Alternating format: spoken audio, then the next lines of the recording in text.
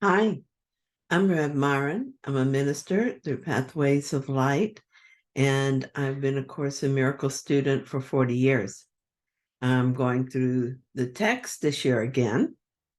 I'm asking Jesus for clarity as I read a paragraph or two at a time, and then I write from that clarity, and that's what I'm sharing with you today.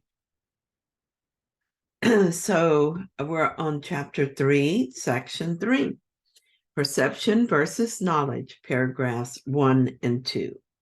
So let's start with paragraph 1. We have been emphasizing perception and have said very little about knowledge as yet. This is because perception must be straightened out before you can know anything.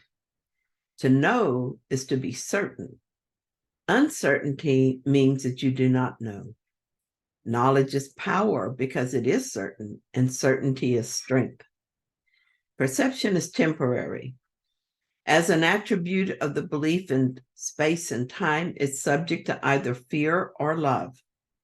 Misperceptions produce fear, and true perceptions foster love, but neither brings certainty because all perception varies.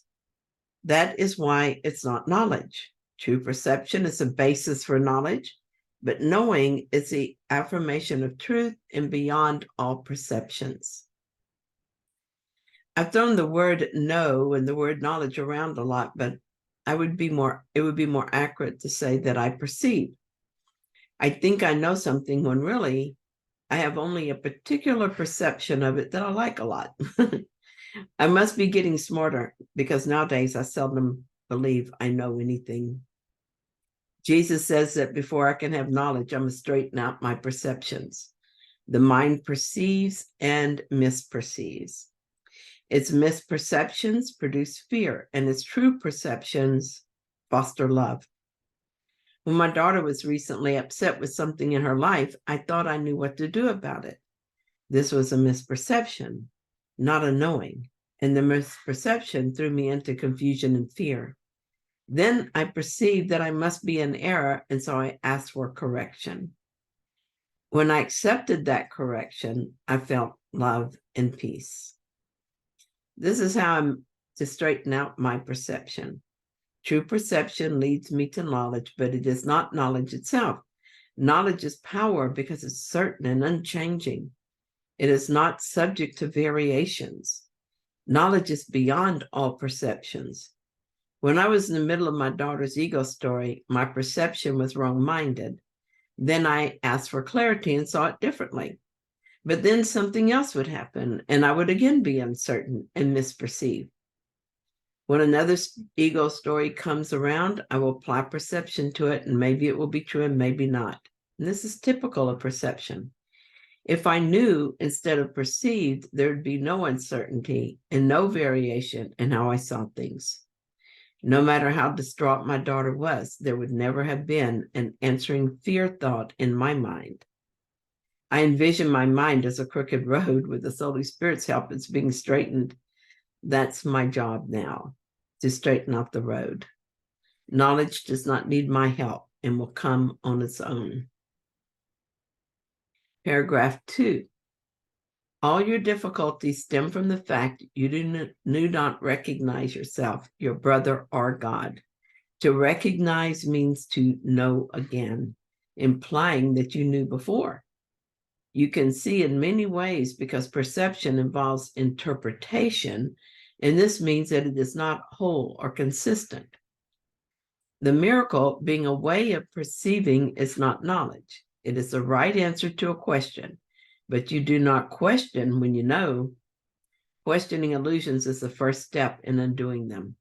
The miracle or the right answer corrects them. Since perceptions change, their dependence on time is obvious. How you perceive at any given time determines what you do, and actions must occur in time. Knowledge is timeless because certainty is not questionable. You know when you have ceased to ask questions. Jesus starts this paragraph by telling me that I don't know who I am. I understand this. I have thought I was Myron for nearly all of my life. Even now, I know I'm not Myron. I still don't remember who it is I am. Even the little bit I do remember, I forget and then must remember again. And though I accept the idea that I am the Son of God, I don't really know what that means, nor do I really believe it. I believe Jesus when he says it's true, but I also don't believe it. If I truly believed it, I would live it, and that isn't happening. I'm living a conflicted life, sometimes listening to the ego mind and sometimes laughing at the ego mind, but never am I simply living as the Son of God. I'm making headway as I ask questions of the Holy Spirit and receive answers.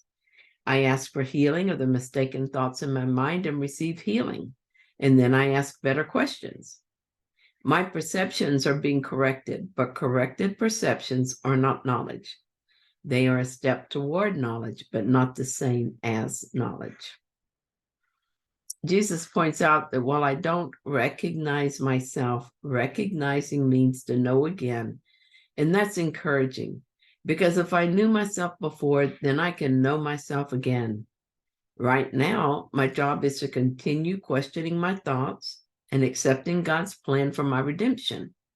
The correction of my perception is not knowledge, but it is bringing me closer to recognizing myself. I will do this until there are no more questions, and what is left will be knowledge. Jesus says that I don't recognize my brother either, and I see that this is true. Here are three ways I have failed to recognize my brother in his disguises. One day, I looked at my sister-in-law and saw a sick and failing body.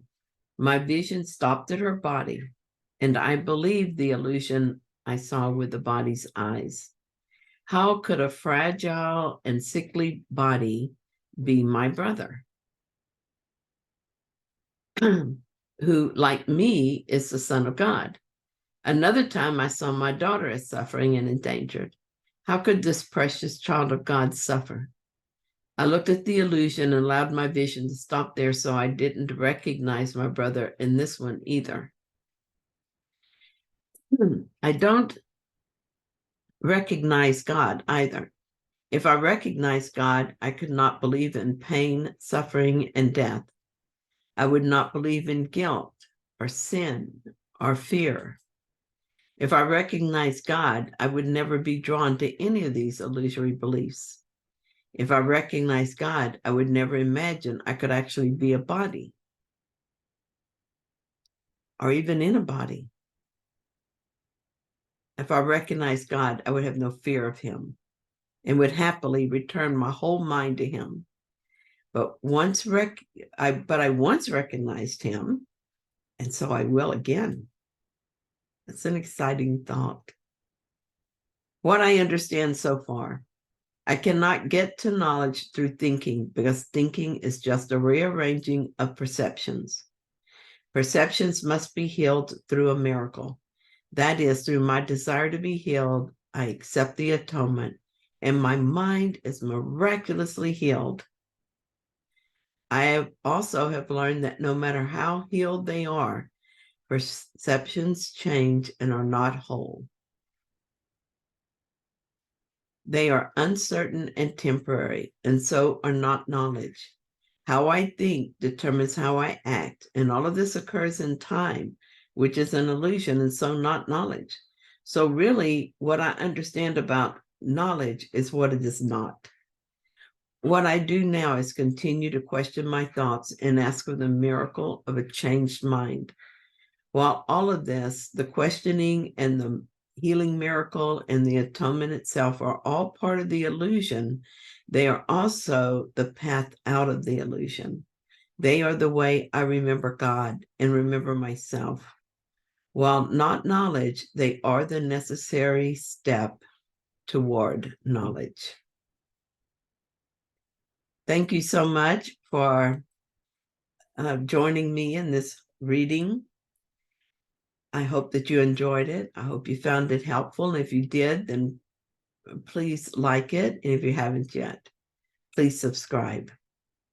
And thanks for the subscriptions that have come recently. Appreciate it, as I do appreciate all of them. I'll be back tomorrow and with another reading, and I invite you to join me. See you then.